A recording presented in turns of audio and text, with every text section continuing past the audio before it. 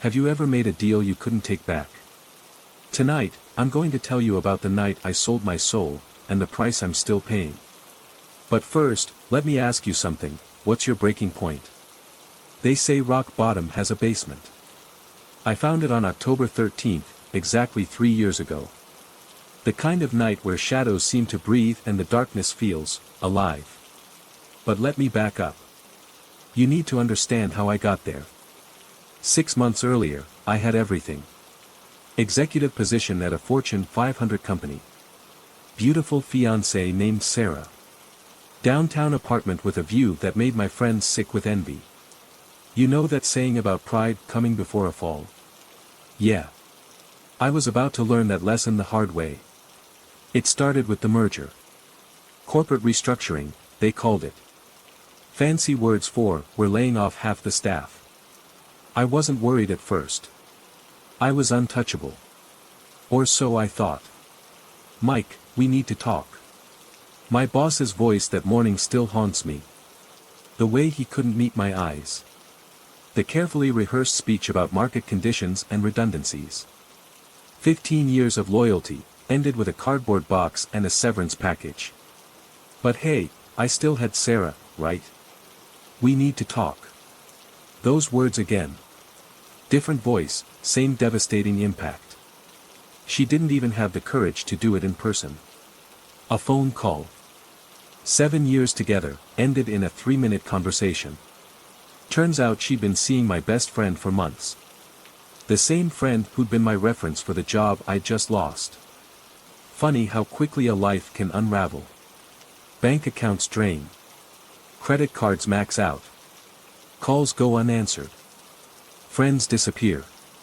Until one night, you're sitting in a dark apartment, surrounded by empty bottles and final notices. That's where my story really begins. October 13th.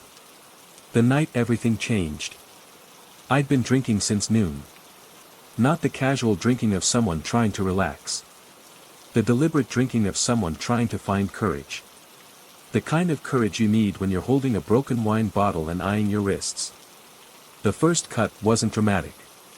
No theatrical splash of crimson against pristine tile. Just a quiet line of red, barely visible in the dim light.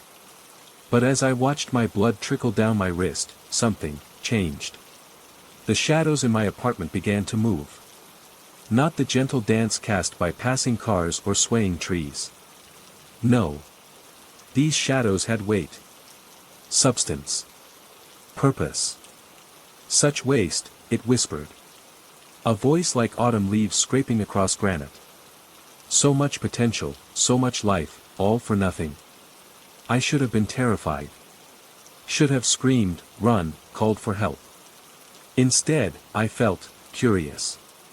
When you're already at the edge, fear becomes abstract, distant. What if I told you, the voice continued, that tonight could be a beginning instead of an end? The contract appeared on my coffee table. Not on parchment or ancient scroll, just ordinary printer paper.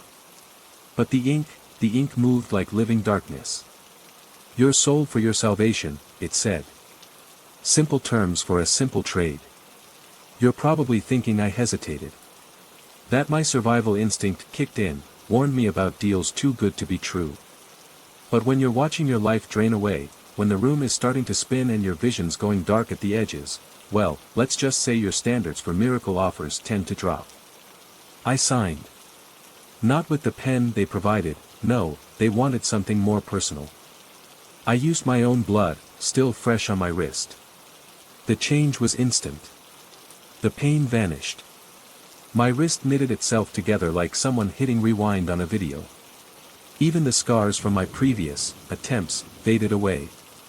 That was 3 years ago. The first year was intoxicating. 2 weeks after signing, I got called for a CEO position at a tech startup. 6 months later, I won the lottery, not the jackpot, but enough to buy that penthouse I'd always wanted. Sarah came back too, crying, begging for another chance. I said no to Sarah. That's when I realized something had changed in me. The old Mike would have taken her back in a heartbeat. But this Mike saw the fear in her eyes when I smiled and told her to leave. The second year, things got strange. Success kept coming, but it started feeling hollow. Empty. Like watching someone else live your dream life. That's when the changes started. First, it was small things. Shadows that moved too quickly. Reflections that lagged a half-second behind.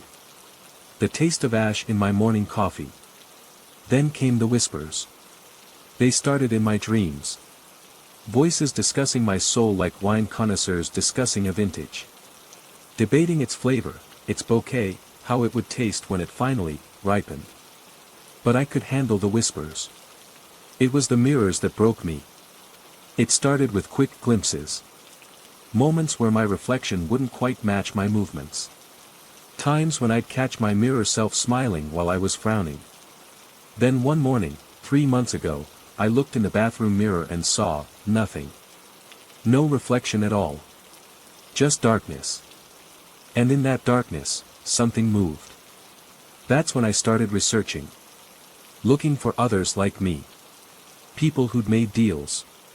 Do you know what I found? Nothing. Not a single person who'd survived past year 3. And tonight marks exactly 3 years since I signed. They're coming. I can feel them. The shadows are darker now. The whispers are clearer. And when I look at my hands, sometimes they don't look like my hands anymore. I'm not telling you this story as a warning.